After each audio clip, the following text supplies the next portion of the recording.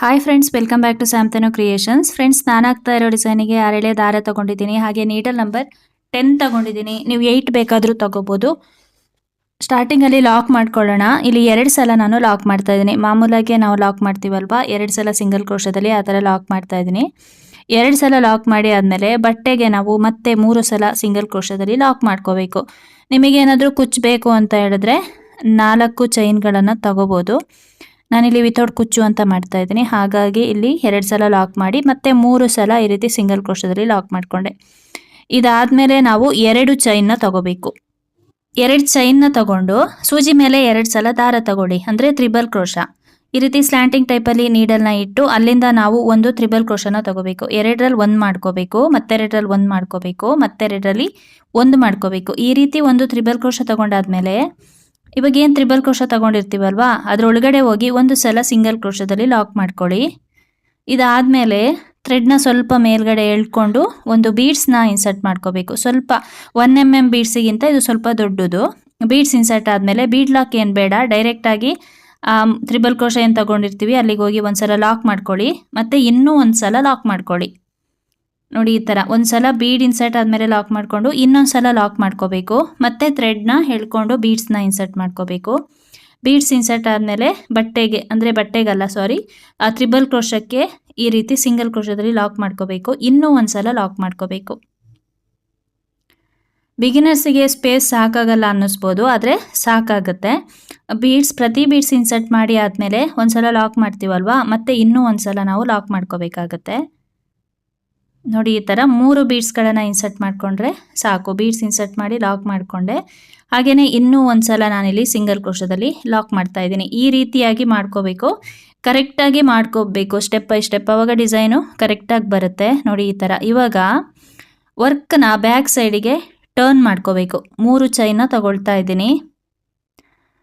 ಅಲ್ಲಿ ಸೆಂಟರ್ ಅಂದರೆ without beads ಅಂತ ಹಾಗೇನೆ 1 ಸಲ ಸಿಂಗಲ್ ಕ್ರೋಶದಲ್ಲಿ ಲಾಕ್ ಮಾಡಿದ್ದೆ ಅಲ್ವಾ, ಅಲ್ಲಿ ಒಂದು ಹೋಲ್ ಇರುತ್ತೆ, ಅಲ್ಲಿಗೆ ಹೋಗಿ ಲಾಕ್ ಮಾಡಿಕೊಂಡ್ರೆ ಆಯಿತು. ಮತ್ತೆ 3 ಚೈನು, ಪಕ್ಕದಲ್ಲಿ ಹೋಲ್ ಇರುತ್ತೆ, ವಿತೌಟ್ ಬೀಡ್ಸ್ ಅಂತ ಒಂದು ಲಾಕ್ ಮಾಡಿರ್ತೀವಿ, ಅಲ್ಲಿಗೆ 3 ಚೈನ್ನ ಲಾಕ್ ಮಾಡ್ಕೊಳ್ಳೋದು. ಅಂದರೆ ಬೀಡ್ಸ್ ಸುತ್ತ ಕವರ್ ಆಗೋ ಥರ ಈ 3 ಚೈನ್ ಬರಬೇಕು. ಸ್ಟಾರ್ಟಿಂಗಲ್ಲೂ 1 ಸಲ ಸಿಂಗಲ್ ಕ್ರೋಶದಲ್ಲಿ ತಗೊಂಡಿರ್ತೀವಿ, ಅಲ್ಲಿಗೆ ಹೋಗಿ ಲಾಕ್ ಮಾಡ್ಕೋಬೇಕು. ನೋಡಿ, ಈ ರೀತಿಯಾಗಿ ಬರುತ್ತೆ. ಪ್ರತಿ ಬೀಡ್ಸ್ ಸುತ್ತ 3 ಚೈನ್ ಬರುತ್ತೆ. ಈಗ ಫ್ರಂಟಿಗೆ ತಿರುಗಿಸ್ಕೊಂಡು 1 ಇಲ್ಲ 2 ಚೈನ್ನ ತಗೊಂಡು ಸೂಜಿ ಮೇಲೆ 1 ಸಲ ದಾರ ತಗೊಂಡು ಈ 3 ಚೈನ್ ಗ್ಯಾಪಿಂದ ಡಬಲ್ ಕ್ರೋಶನ ತಗೋಬೇಕು. ಇನ್ನೂ 1 ಸಲ ತಗೊಳ್ತಾ ಇದ್ದೀನಿ. 3 ಚೈನ್ ಗ್ಯಾಪಲ್ಲಿ ಟೋಟಲ್ ಆಗಿ 6 ಡಬಲ್ ಕ್ರೋಶಗಳು ಬರುತ್ತೆ. ನೋಡಿ, ಇಲ್ಲಿ 3 ಡಬಲ್ ಕ್ರೋಶಗಳನ್ನು ತಗೊಂಡೆ. ಈಗ ಥ್ರೆಡ್ನ ಎಳ್ಕೊಂಡು ಒಂದು ಬೀಡ್ಸ್ನ ಇನ್ಸರ್ಟ್ ಮಾಡ್ತಾ ಇದ್ದೀನಿ. ಇದು 1 mm ಬೀಡ್ಸು, ಸ್ಮಾಲ್ ಸೈಜ್ ಇದು. ನೋಡಿ, ಈ ರೀತಿ ಎಲ್ಲ ಥ್ರೆಡ್ನು ಸೇರಿಸಿ ನಾವು ಬೀಡ್ಸ್ನ ಇನ್ಸರ್ಟ್ ಮಾಡ್ಕೋಬೇಕು. ಬೀಡ್ಸ್ ಇನ್ಸರ್ಟ್ ಆದಮೇಲೆ ಸೂಜಿ ಮೇಲೆ 1 ಸಲ ದಾರ ತಗೊಂಡು ಇನ್ನೂ 3 ಸಲ ನಾವು ಡಬಲ್ ಕ್ರೋಶನ ತಗೋಬೇಕು. ಟೋಟಲ್ ಆಗಿ 3 ಚೈನ್ ಗ್ಯಾಪಲ್ಲಿ 6 ಡಬಲ್ ಕ್ರೋಶಗಳು ಬರುತ್ತೆ. ಸೆಂಟರ್ ಗ್ಯಾಪಲ್ಲಿ ಒಂದು ಬೀಡ್ಸ್ ಬರುತ್ತೆ. ನೋಡಿ, ಈ ರೀತಿ ಪುಟ್ಟದಾಗಿ ಒಂದು ಆರ್ಚ್ ಬರುತ್ತೆ. ಇದನ್ನು ಅದೇ 3 ಚೈನು ಲಾಸ್ಟಿಗೆ ಹೋಗಿ ಲಾಕ್ ಮಾಡ್ಕೋಬೇಕು. ಬೇಕಿದ್ದರೆ ಅಲ್ಲಿ ಸಿಂಗಲ್ ಕ್ರೋಶದಲ್ಲಿ ಲಾಕ್ ಮಾಡಿರ್ತೀರಲ್ಲ ಚೈನು, ಅಲ್ಲಿ ಕೂಡ ಲಾಕ್ ಮಾಡ್ಕೋಬೋದು, ಆದರೆ ಸ್ವಲ್ಪ ಕಷ್ಟ ಆಗುತ್ತೆ. ಅದ್ರ ಬದಲಾಗಿ 3 ಚೈನ್ ಏನು ತಗೊಂಡಿರ್ತೀವಿ ಪ್ರೀವಿಯಸ್ ಸ್ಟೆಪ್ಪಲ್ಲಿ ಎಂಡಿಗೆ ಹೋಗಿ ಲಾಕ್ ಮಾಡಿಕೊಂಡ್ರೆ ಆಯಿತು. ಫ್ರೆಂಡ್ಸ್, ನೋಡಿ, ಈ ರೀತಿ ಚಿಕ್ಕದಾಗಿ ಆರ್ಚ್ ಬರುತ್ತೆ. ಇವಾಗ ಸೂಜಿ ಮೇಲೆ 1 ಸಲ ದಾರ ತಗೊಂಡು ನೆಕ್ಸ್ಟು 3 ಚೈನ್ ಏನಿದೆ ಅಲ್ಲಿಂದ ಇನ್ನೂ ಒಂದು ಡಬಲ್ ಕ್ರೋಶನ ತಗೊಳ್ತಾ ಇದ್ದೀನಿ. ಪಕ್ಕದಲ್ಲಿ ಇನ್ನೊಂದು ಡಬಲ್ ಕ್ರೋಶ, ಹಾಗೆ ಇನ್ನೂ ಒಂದು ಡಬಲ್ ಕ್ರೋಶ. ಟೋಟಲ್ ಆಗಿ 3 ಡಬಲ್ ಕ್ರೋಶಗಳಾದಮೇಲೆ ಥ್ರೆಡ್ನ ಎಳ್ಕೊಂಡು ಬೀಡ್ಸ್ನ ಇನ್ಸರ್ಟ್ ಮಾಡ್ಕೋಬೇಕು. ಬಿಗಿನರ್ಸಿಗೆ ನಾನು ಆಗ್ತಾ ಇರೋದು ತುಂಬ ಫಾಸ್ಟ್ ಅಂತ ಅನಿಸಿದ್ರೆ ರೈಟ್ ಸೈಡಲ್ಲಿ ಒಂದು ಸ್ಟಾರ್ ಮಾರ್ಕ್ ಥರ ಇರುತ್ತೆ, ಅಲ್ಲಿ ಕ್ಲಿಕ್ ಮಾಡಿ ಅಂದರೆ ನೀವು ವಿಡಿಯೋನ ಸ್ಲೋ ಮಾಡ್ಕೋಬೋದು. ನೋಡ್ಕೊಳ್ಳಿ, ಅಲ್ಲಿರುತ್ತೆ ಆಪ್ಷನು, ಸ್ಲೋ ಫಾಸ್ಟ್ ಎಲ್ಲ ಮಾಡ್ಕೋಬೋದು. ಆ ಥರ ಸ್ಲೋ ಮಾಡಿಕೊಂಡು ನೀವು ವಿಡಿಯೋನ ನೋಡ್ಕೋಬೋದು. ತುಂಬ ಫಾಸ್ಟ್ ಆಯಿತು ಅಂತ ಅನಿಸಿದ್ರೆ. ಫ್ರೆಂಡ್ಸ್, ನೋಡಿ, ಇಲ್ಲಿ ಬೀಡ್ಸ್ ಇನ್ಸರ್ಟ್ ಆದಮೇಲೆ ಇನ್ನೂ ನಾನು 3 ಸಲ ಡಬಲ್ ಕ್ರೋಶನ ತಗೊಳ್ತಾ ಇದ್ದೀನಿ. ಈ ಥರ ಟೋಟಲ್ ಆಗಿ 6 ಡಬಲ್ ಕ್ರೋಶಗಳನ್ನು ತಗೊಂಡು ನಾವು ಆರ್ಚ್ನ ಮಾಡ್ಕೊಳ್ಳೋದು. 6 ಡಬಲ್ ಕ್ರೋಶಗಳಾದಮೇಲೆ ಅದೇ 3 ಚೈನ್ ಎಂಡಿಗೆ ಹೋಗಿ 1 ಸಲ ಸಿಂಗಲ್ ಕ್ರೋಶದಲ್ಲಿ ಲಾಕ್ ಮಾಡ್ಕೊಳ್ಳಿ. ನೆಕ್ಸ್ಟು ಮತ್ತೆ ಸೂಜಿ ಮೇಲೆ 1 ಸಲ ದಾರ ತಗೊಂಡು ನೆಕ್ಸ್ಟು 3 ಚೈನ್ ಗ್ಯಾಪಲ್ಲಿ ಟೋಟಲ್ ಆಗಿ 6 ಡಬಲ್ ಕ್ರೋಶಗಳನ್ನು ತಗೊಳ್ಳಿ. ಆದರೆ 3 ಡಬಲ್ ಕ್ರೋಶಗಳಾದಮೇಲೆ ಒಂದು ಬೀಡ್ಸ್ನ ಇನ್ಸರ್ಟ್ ಮಾಡ್ಕೊಳ್ಳಿ. ತುಂಬಾ ಈಸಿಯಾಗಿ ಹಾಕುವಂಥ ಡಿಸೈನ್ ಇದು. ನೀವು ಸ್ಟೆಪ್ ಬೈ ಸ್ಟೆಪ್ ಕರೆಕ್ಟಾಗಿ ನೋಡಿಕೊಂಡು ಅದೇ ಥರ ಮಾಡಿದ್ರೆ ತುಂಬಾ ಈಸಿಯಾಗಿ ಹಾಕ್ಕೋಬೋದು. ಇಲ್ಲಿ ಬೀಡ್ಸ್ನ ಇನ್ಸರ್ಟ್ ಮಾಡಿಕೊಂಡೆ, ಮತ್ತು ಅಲ್ಲಿಂದನೇ ಸೂಜಿ ಮೇಲೆ ಒಂದ್ಸಲ ದಾರ ತಗೊಂಡು ಮತ್ತೆ ನಾವಿಲ್ಲಿ 3 ಡಬಲ್ ಕ್ರೋಶಗಳನ್ನು ತಗೋಬೇಕು. ನೋಡಿ ಇಷ್ಟೇ ಇದು ಡಿಸೈನು. ಒಂದು ಆರ್ಚ್ ಕಂಪ್ಲೀಟ್ ಆಗಿದೆ ಅಲ್ವಾ, ಇದೇ ಥರ ನಾವು ಡಿಸೈನ್ನ ಕಂಟಿನ್ಯೂ ಮಾಡ್ತಾ ಹೋಗೋದಷ್ಟೇ. ಇವಾಗ ಅದು ಕರೆಕ್ಟಾಗಿ ಎಲ್ಲಿಗೆ ಬರುತ್ತೆ ನೋಡಿಕೊಂಡು ಅದೇ ಪ್ಲೇಸಿಗೆ ಲಾಕ್ ಮಾಡ್ಕೋಬೇಕು. ಕರೆಕ್ಟಾಗಿ ನೋಡಿಕೊಂಡು ಅದೇ ಪ್ಲೇಸಿಗೆ ಲಾಕ್ ಮಾಡಿಕೊಂಡ್ರೆ ಆರ್ಚ್ ತುಂಬ ಚೆನ್ನಾಗಿ ಕಾಣಿಸುತ್ತೆ. ಫ್ರೆಂಡ್ಸ್ ನೋಡಿ, ಆರ್ಚ್ ಬಂದು ಈ ರೀತಿಯಾಗಿ ಬರುತ್ತೆ. ಫ್ಲವರ್ ಆರ್ಚ್ ಥರ ಕಾಣಿಸುತ್ತೆ. ಸ್ಲ್ಯಾಂಟಿಂಗ್ ಆರ್ಚಲ್ಲೇ ಮಾಡಿರೋದು, ಆದರೆ ಸ್ಲ್ಯಾಂಟಿಂಗ್ ಆರ್ಚ್ ಥರ ಕಾಣಲ್ಲ. ಇದು ತುಂಬಾ ಚೆನ್ನಾಗಿ ಬರುತ್ತೆ ಡಿಸೈನು, ಈಸಿ ಇದೆ. ಇವಾಗ ಬಟ್ಟೆಗೆ ಲಾಕ್ ಮಾಡಿದೆ ಅಲ್ಲ, ಇನ್ನೂ 3 ಸಲ ನಾವು ಬಟ್ಟೆಗೆ ಸಿಂಗಲ್ ಕ್ರೋಶದಲ್ಲಿ ಲಾಕ್ ಮಾಡ್ಕೋಬೇಕು. ಆರ್ಚ್ ಕಂಪ್ಲೀಟ್ ಆಯಿತು ಅಂತ ಅಲ್ಲೇ ಲಾಕ್ ಮಾಡಿ ನೆಕ್ಸ್ಟ್ ಆರ್ಚ್ನ ಸ್ಟಾರ್ಟ್ ಮಾಡಬೇಡಿ. ಬಟ್ಟೆಗೆ 3 ಸಲ ಸಿಂಗಲ್ ಕ್ರೋಶದಲ್ಲಿ ಲಾಕ್ ಮಾಡ್ಕೊಳ್ಳಿ. ಯಾಕಂದರೆ ಆರ್ಚ್ ಸ್ವಲ್ಪ ಮುಂದೆ ಬರುತ್ತೆ, ಹಾಗಾಗಿ 3 ಸಲ ಲಾಕ್ ಮಾಡಿ ಆದಮೇಲೆ 2 ಸಲ 2 ಚೈನ್ನ ತಗೊಳ್ಳಿ. 2 ಚೈನ್ನ ತಗೊಂಡಾದ್ಮೇಲೆ ಸೂಜಿ ಮೇಲೆ 2 ಸಲ ದಾರ ತಗೊಂಡು ಒಂದು ತ್ರಿಬಲ್ ಕ್ರೋಶನ ತಗೊಂಡು ಮತ್ತೆ ನೀವು ಆರ್ಚ್ನ ಸ್ಟಾರ್ಟ್ ಮಾಡ್ಬೋದು. ನೋಡಿ ಈ ಥರ ತ್ರಿಬಲ್ ಕ್ರೋಶ ತಗೊಂಡು ಮತ್ತೆ ನೀವು ಆ ತ್ರಿಬಲ್ ಕ್ರೋಶದ ಒಳಗಡೆ ಹೋಗಿ ಒಂದ್ಸಲ ಸಿಂಗಲ್ ಕ್ರೋಶದಲ್ಲಿ ಲಾಕ್ ಮಾಡಿಕೊಂಡು ಈ ಥರ ಆರ್ಚ್ನ ಮಾಡ್ಕೊಳ್ಳಿ. ಫಸ್ಟ್ ಆರ್ಚ್ ಏನು ಮಾಡಿದ್ದೀನಿ ಇದನ್ನು ಕರೆಕ್ಟಾಗಿ ನೋಡ್ಕೊಳ್ಳಿ. ಇದೇ ಥರ ಡಿಸೈನ್ನ ನೀವು ಕಂಟಿನ್ಯೂ ಮಾಡ್ತಾ ಹೋದರೆ ಆಯಿತು. ನೋಡಿ 2 ಆರ್ಚ್ ಕಂಪ್ಲೀಟ್ ಮಾಡಿದ್ದೀನಿ.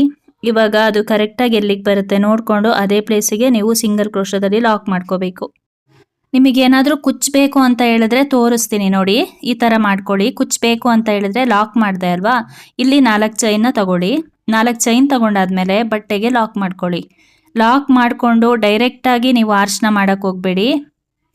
ಲಾಕ್ ಮಾಡಿ ಮತ್ತೆ ನೀವು 3 ಇಲ್ಲ ಅಂದರೆ 2 ಸಲ ಬಟ್ಟೆಗೆ ಸಿಂಗಲ್ ಕ್ರೋಶದಲ್ಲಿ ಲಾಕ್ ಮಾಡ್ಕೋಬೇಕು.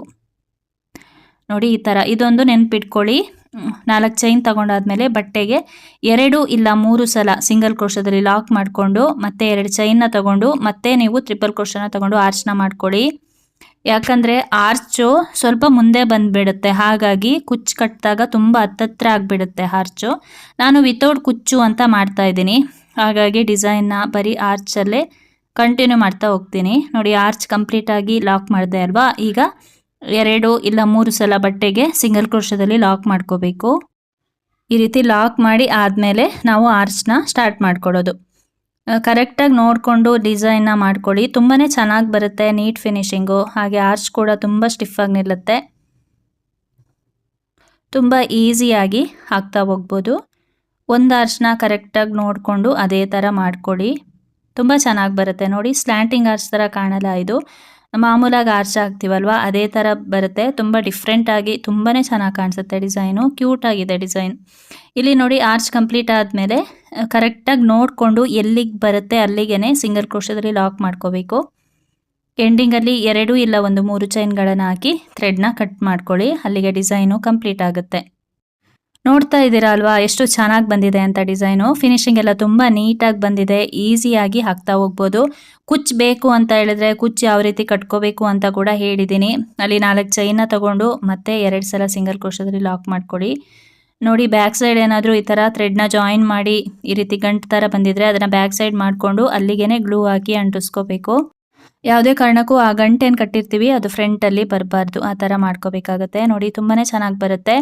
ಸ್ಟಾರ್ಟಿಂಗ್ ಹಾಕಿರೋ ಬೀಡ್ಸು ನೆಕ್ಸ್ಟ್ ಹಾಕಿರೋ ಬೀಡ್ಸಿಗಿಂತ ಸ್ವಲ್ಪ ದೊಡ್ಡದಾಗೇ ಇದೆ. ತುಂಬಾ ಈಸಿಯಾಗಿ ಒಂದೇ ಸ್ಟೆಪ್ಪಲ್ಲಿ ಹಾಕ್ತಾ ಹೋಗ್ಬೋದು. ಕುಚ್ಚು ಬೇಕು ಅಂದರೆ ನೋಡ್ಕೊಳ್ಳಿ ಕರೆಕ್ಟಾಗಿ ಡಿಸೈನ್ನ. 4 ಚೈನ್ ಹಾಕಿದ್ಮೇಲೆ 2 ಸಲ ಸಿಂಗಲ್ ಕ್ರೋಶದಲ್ಲಿ ಬಟ್ಟೆಗೆ ಲಾಕ್ ಮಾಡ್ಕೊಳ್ಳಿ. ಯಾಕಂದರೆ ಆರ್ಚ್ ಸ್ವಲ್ಪ ಮುಂದೆ ಬರುತ್ತೆ, ಹಾಗಾಗಿ ಕುಚ್ಚು ತುಂಬ ಹತ್ತತ್ರ ಆಗಿಬಿಡುತ್ತೆ. ಕುಚ್ಚು ಕಟ್ಕೋಬೇಕು ಅಂತ ಹೇಳಿದ್ರೆ ನೀವು ಆ ರೀತಿ ಮಾಡ್ಕೋಬೋದು. ಏನಾದರೂ ಡೌಟ್ಸ್ ಇದ್ದರೆ ಕಮೆಂಟ್ಸ್ ಮಾಡಿ ತಿಳಿಸಿ. ಫ್ರೆಂಡ್ಸ್ ಈ ಡಿಸೈನಿಗೆ ಚಾರ್ಜ್ ಮಾಡ್ಬೋದು ಅಂದರೆ 500 ಎಬೋ ನಾವು ಚಾರ್ಜ್ ಮಾಡ್ಕೋಬೋದು. ಫ್ರೆಂಡ್ಸ್ ಇವತ್ತಿನ ಈ ಡಿಸೈನ್ ನಿಮಗೇನಾದರೂ ಇಷ್ಟ ಆಗಿದ್ದರೆ ಒಂದು ಲೈಕ್ ಮಾಡಿ, ಶೇರ್ ಮಾಡಿ, ಕಮೆಂಟ್ಸ್ ಮಾಡಿ, ಹಾಗೆ ಸಬ್ಸ್ಕ್ರೈಬ್ ಮಾಡಿಕೊಂಡು ವಿಡಿಯೋನ ನೋಡಿ. Thank you friends, thanks for watching. Thank you.